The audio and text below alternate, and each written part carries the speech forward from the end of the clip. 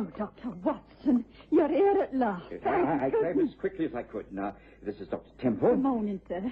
He's prepared to examine Sherlock Holmes. Well, how is he this morning? He's no better, Doctor. He won't eat a thing. I've tried my best, but he seems to be just wasting away. Oh, please, Dr. Watson, you've got to do something. He's so weak, and I'm so worried. Watson, the very man I think a glass of water. Holmes! Holmes! Hold him, Temple! Hold him! Hold him!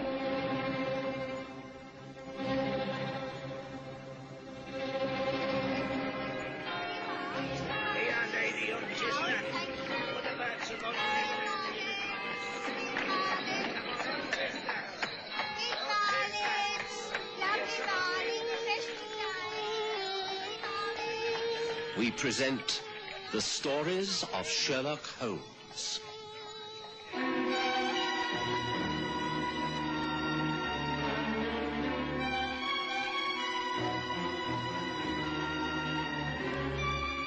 Tragedy at Torridge Lodge.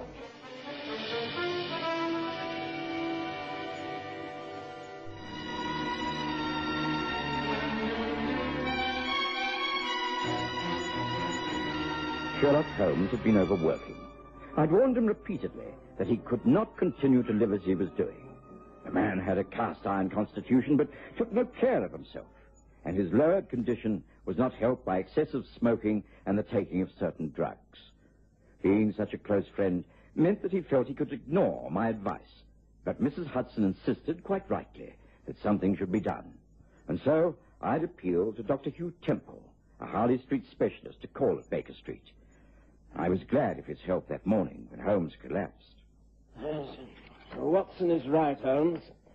You're just severely run down by pressure of work. You can't continue like this. You must stop.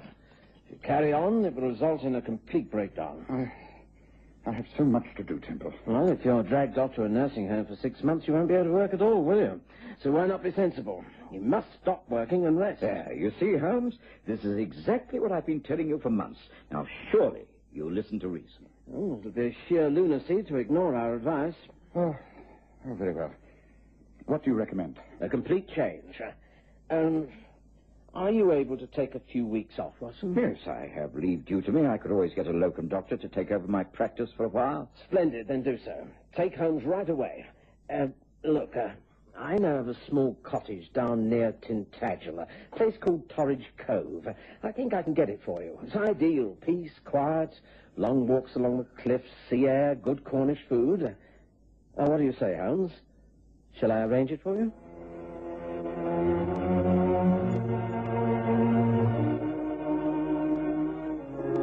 Holmes had to agree. And so, a few days later, we made the journey west to a small, whitewashed cottage on the cliffs at Torridge Cove. It was perfect. The rolling moorlands filled with history, sites of old villages, ancient tongues, and deep superstitions. Holmes relaxed immediately, and within a short while, his health began to improve. We met many of the local people, including the vicar of St. Agnes's, one Humphrey Hogg. The Reverend was a large, affable man, intensely interested in his parish and steeped in Cornish folklore. He was very friendly with the squire and the landed gentry, including Alan Witheridge and his brother Martin, who lived at Torridge Lodge. It was the vicar and Alan Witheridge who called upon us early one fine spring morning. Oh, I'm sorry if I'm calling at a very early hour. The fact is that something most tragic has happened at Torridge Lodge. I can only regard it as an act of providence that you have been sent down here at this particular time, Mr. Holmes. I cannot think of another man in all England better served to help us. With respect, Vicar, Mr. Holmes has been ordered to rest. He's been told not to work in any way. Now, Watson, I've been very patient up until now. But I must be able to make my own decisions. Now, pray, let us hear what these gentlemen have to say. Do please be seated. Oh, thank you. I think you can explain more clearly than I can, Reverend. I'm altogether too upset to speak. Very well. My friend here is in some sort of shock and small wonder. You see, he spent last evening in the company of his brother Martin and his wife June up at Torridge Lodge.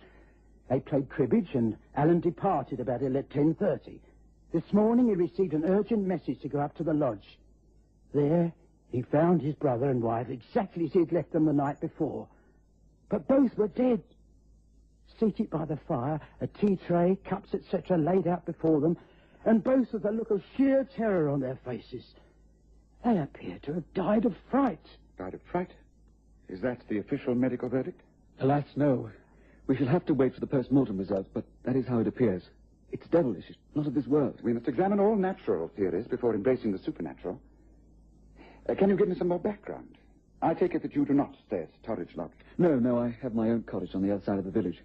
Martin was my elder brother. He inherited the estates and married June some 5 years ago. We were all on the most friendly terms. I was out walking early this morning when I met the local doctor in his carriage. He said he'd been called up to the lodge by old Mrs. Ives, the housekeeper. She'd sent a message for help and he was on his way. So naturally, I joined him. When we got there, we went straight to that dreadful front room. The doctor said they had been dead for at least 8 hours. There were no signs of violence. Everything was orderly. There was a tray with cups and milk. They always made themselves a hot drink at night. The kettle still stood in the hearth, above the ashes in the grate. Nothing had been disturbed, but both their faces were contorted as though in sheer terror. Eyes open, staring, mouths slack and lips twisted. Oh, it was horrible. Even the doctor staggered back in a near faint. Was there an aroma, a smell of any kind?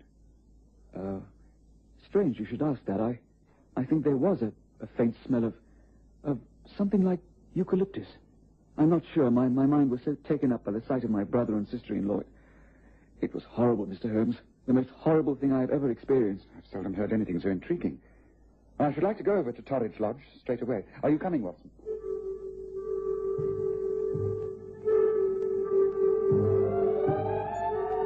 Torridge Lodge was smaller than I expected, old-fashioned, made of stone with large mullioned windows and well-kept gardens. As we walked up the gravel path, Ellen Witheridge pointed out the room where the tragedy had occurred. Holmes was immediately interested. So that is the room. Oh, how clumsy of me. I've knocked over a flower pot. Excuse me. There's no harm done. Well, shall we proceed? By all means. This way. There's Mrs. Ives at the door. I take it you'll wish to ask her a few questions? If I may. Good morning. Good morning to you. Mrs. Ives, this is Mr. Sherlock Holmes from London. He is a famous detective and is here to investigate the strange death of my brother and sister-in-law. Please answer all his questions as clearly as you can. Very well, sir. Would you perhaps wish to go into the house? Go with Mrs. Ives, Holmes. I have to go to the mortuary. I'll return as soon as I can. Oh, very well. Did you hear anything during the night, Mrs. Ives? No, not a thing, sir. I sleep at the back, and I'm a very heavy sleeper. I can't be accounting for it at all, and that's a fact. There's never been any trouble in this house. Everyone very friendly like here, sir. When I came in here this morning, I got such a shock, I fainted right away. Of course, they took both the bodies away to the mortuary, and I've just left everything like it is, touched nothing. Fact is, the place now gives me the creeps, sir, so I'm leaving, I am. Well, here we are, sir, and you're welcome to the search of the room. I'm not staying another night under this roof, sir. If you want my opinion, 'tis in the grip of the devil, sir. Excuse me, I'm packing my bags and getting up to join my sister in Bartman. I reckon you won't be able to explain all this, sir. You see, 'tis the work of the devil. The work of the devil. Well, Watson, let's try to define things, shall we? We start by ruling out the work of the devil and all things supernatural. We have a man and a woman dead from an unknown cause. An expression of fear on their faces, but no attempt made to remove themselves from the room. The cribbage board and cards are still on the table in the window alcove. The chocolate drink, all prepared, awaiting hot water from the kettle. Nothing is disturbed. No one entered through the door or the window. I examined the flower bed when I knocked over the flower pot. There were no marks in the damp earth outside the window. Therefore, they were alone. Now, as a medical man, what is your opinion? Well, I'm darned if I know, Holmes. Have you any ideas? I shall await the coroner's report with the greatest interest, but I suspect it will indicate heart failure in both cases.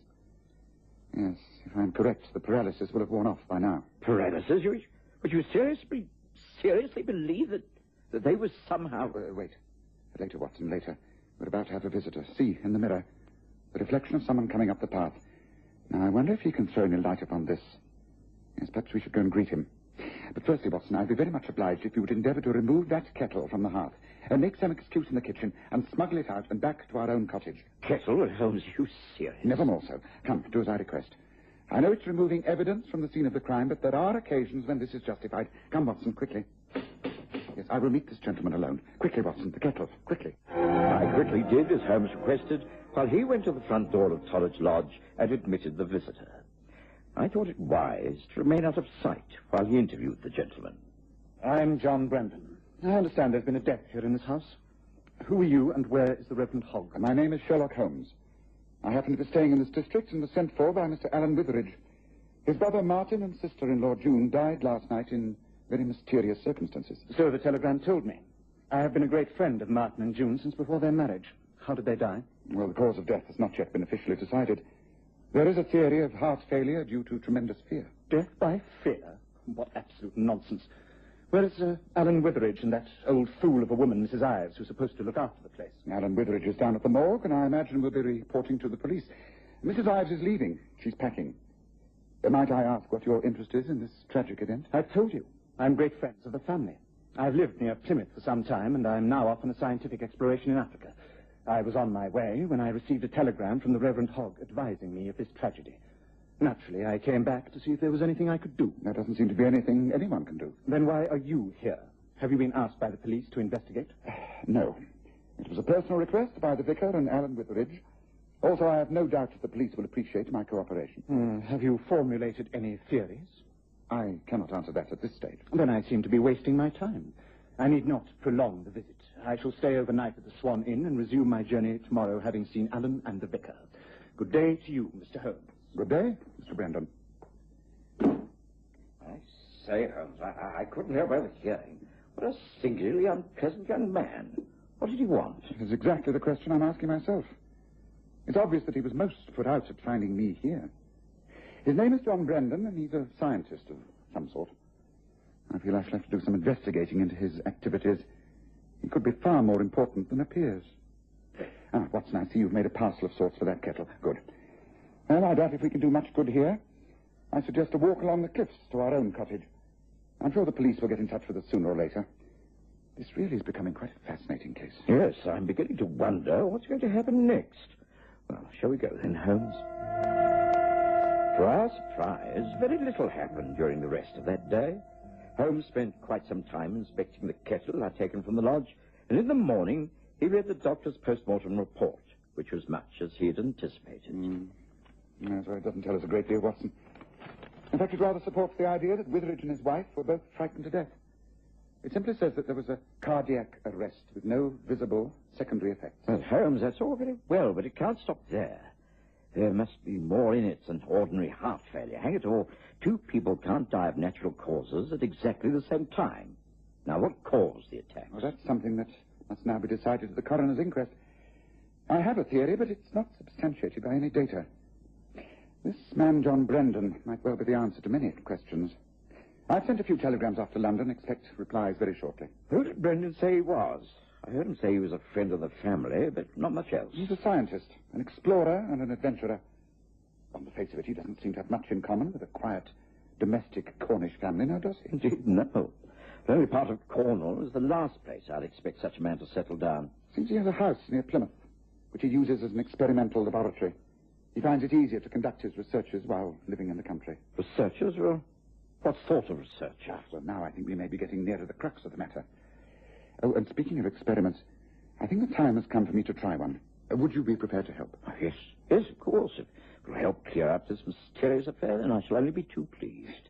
I think I must warn you that this could be dangerous, but it's vital that I find out certain facts.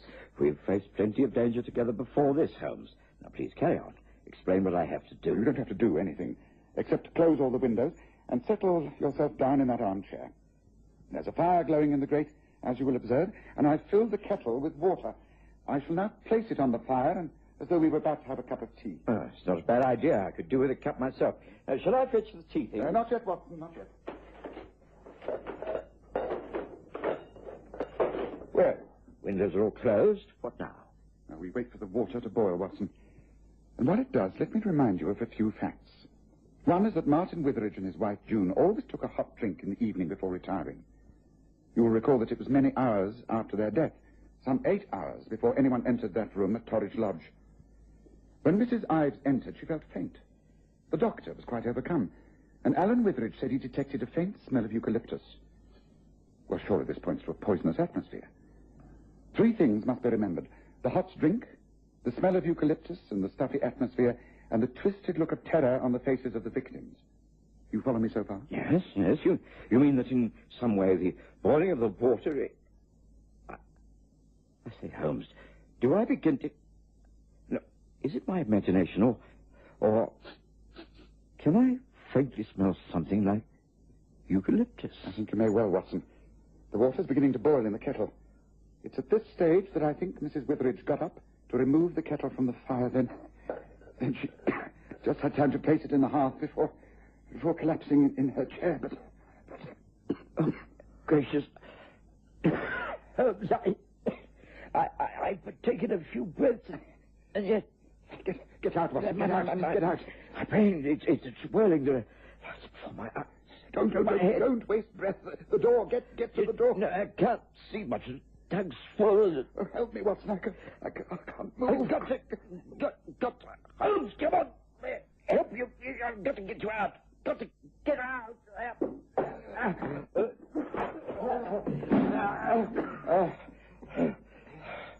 Holmes. Holmes. You all right? Yes. Thank you, Watson. I'm sorry. I should never have tried that experiment. It was far too dangerous. I would never have got out of that room without your help. Hardly. No, I managed it myself, but... Holmes, what does it all mean? It means that is how the killing took place. A highly poisonous drug, little known in this country, was lodged in the curved spout of that kettle. It was in the form of large crystals that melted into the steam and formed a highly poisonous gas that paralyzes the nerves of human beings. Later, this shrinking of the nervous system slowly disappears, leaving only the outward signs of what caused the breathing and the heart to stop. Gracious Holmes, what is this drug? Where does it come from, and who could have administered it in such a devilish manner? Well, the drug, I think, is known as Pecovegnano. It's found in French Equatorial Africa. I can only remember what I've read in the past. Were I back at Baker Street, I should be able to look it up in a second, but I'm sure that was the drug, and that was how it was used. But who could have devised this deliberate murder unless... Oh, yes, of course. John Brendan is the scientific explorer, the man who carries out experiments in a remote country house, the man who's due to leave for Africa again at any day. Quite correct, Watson. And the man I sent a message to earlier and who was about to call upon us. Notice, if you will, the donkey carts turning off the sea road and making its way up our path. By Jove, you're right. But how are you going to get him to admit all this, Holmes? How can you trick him into confessing that he's a cold-blooded murderer? I shall present him with the facts as I see them. Remember that I am not officially in charge of this case, Watson. If there's any charge of murder, then it must come, of course, from the police. Well, I hope he doesn't turn nasty. We've had 1 year escape from death already. Yes, I think I should have let Holmes stick.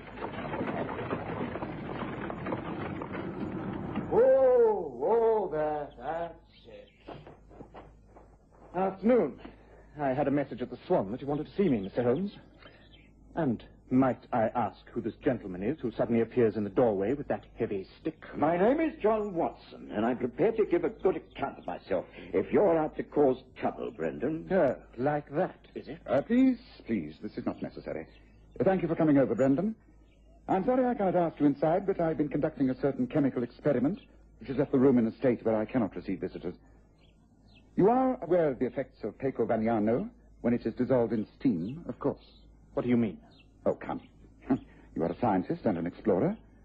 In a district as remote as this, there must be some person familiar with this poison. Look here, Holmes. Are you accusing me of using an obscure African poison to kill Martin and June Witheridge? Because if you are, then you have got the wrong man. However, since we last met, I've been doing a great deal of investigating on my own behalf. I think I know exactly what occurred the other night, and I think I can prove it. Will you listen to my theory, Mr. Holmes, and then act upon it? Will you? I left the 2 men alone in the garden and tried to clear our cottage of the noxious fumes that nearly paralyzed us. I'd barely done this when Holmes came in with the news that we were to depart for Torridge Lodge. Alan Witheridge, John Brendan, and the Reverend Humphrey Hogg were expected, and Holmes insisted upon taking the offensive kettle with him. Once in the lodge, we persuaded Mrs. Ives, who was on the point of leaving, to arrange for tea to be taken into the sitting room. The kettle was filled and placed on a trivet by the fire. Our guests arrived. Alas, my poor parish seems to be the haunt of the devil. The local folk are talking of black magic being used. 'Tis a sorry day for Torridge Court. I think the matter will soon be cleared up, Vicar. Pray take a seat. And you, Mr. Witheridge, there by the fire. But, that was the chair my brother died in. You shouldn't be afraid of the past, Alan. I will take this one that June always had. I have nothing to fear. Are we taking tea, Holmes? Why not? It's all laid out. Perhaps, Watson, you'd be good enough to place the kettle over the fire. Well, yes. Yes, of course. But, what is the purpose of all this? I mean, what are you intending to do? I don't understand. Don't you? This is the same kettle, Alan. It has a partly dissolved crystal still concealed within. The water will boil, and then... No, I don't understand, no. Let me out of here. Let me out. I refuse to play these games. I'm going. Let me out. You stole from my laboratory, didn't you? After I'd made preparations for my trip and had reached Plymouth, you broke into my house and stole the poisonous chemicals, the crystals.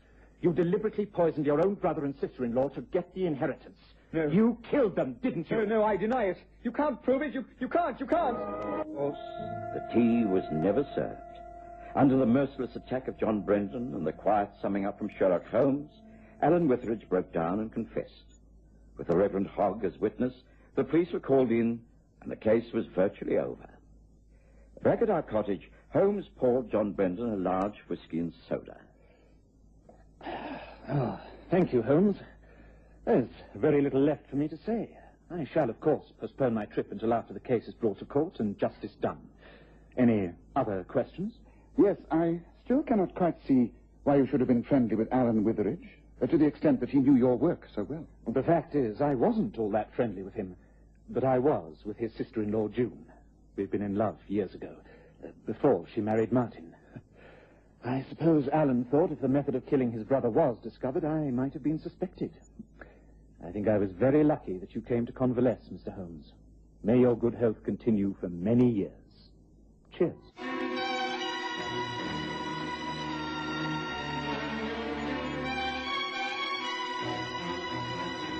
Listen again next Sunday to The Stories of Sherlock Holmes, with Graham Armitage as Holmes and Kerry Jordan as Dr. Watson.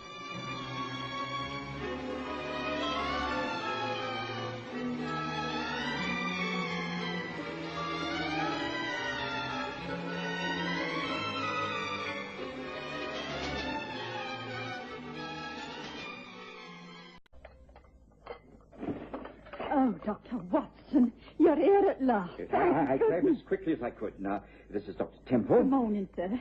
He's prepared to examine Sherlock Holmes. Well, how is he this He's morning? no better, Doctor. He won't eat a thing. I've tried my best, but he seems to be just wasting away. Oh, please, Dr. Watson, you've got to do something. He's so weak, and I'm so worried. Watson, the very man I think a glass of water. Holmes! Holmes! Hold him, Temple! Hold him! Hold him!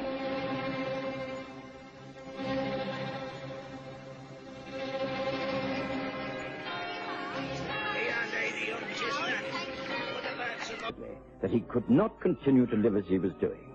The man had a cast-iron constitution, but took no care of himself, and his lowered condition was not helped by excessive smoking and the taking of certain drugs. Being such a close friend meant that he felt he could ignore my advice, but Mrs. Hudson insisted, quite rightly, that something should be done. And so I'd appealed to Dr. Hugh Temple, a Harley Street specialist, to call at Baker Street. I was glad of his help that morning when Holmes collapsed. Watson is right, Holmes. You're just severely run down by pressure of work. You can't continue like this. You must stop. If you carry on, it will result in a complete breakdown. Long walks along the cliffs, sea air, good Cornish food. What do you say, Holmes? Shall I arrange it for you?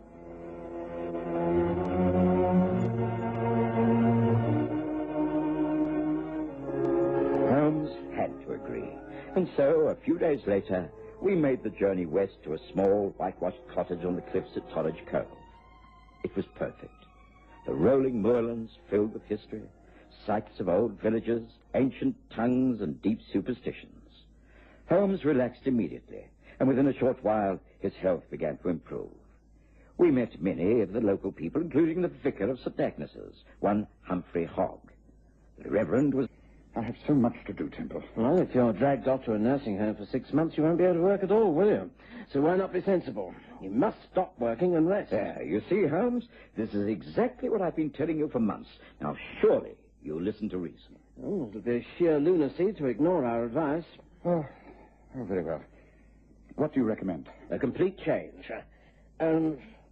Are you able to take a few weeks off, Watson? Yes, I have leave due to me. I could always get a locum doctor to take over my practice for a while. Splendid, then do so. Take Holmes right away.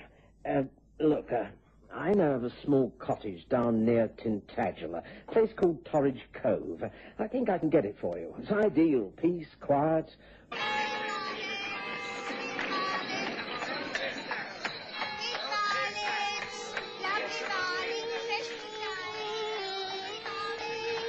We present the stories of Sherlock Holmes.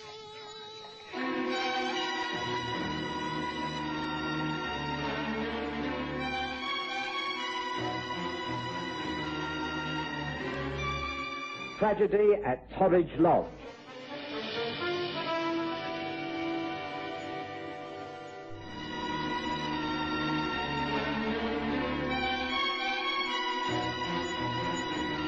Sherlock Holmes had been overworking. I'd warned him repeatedly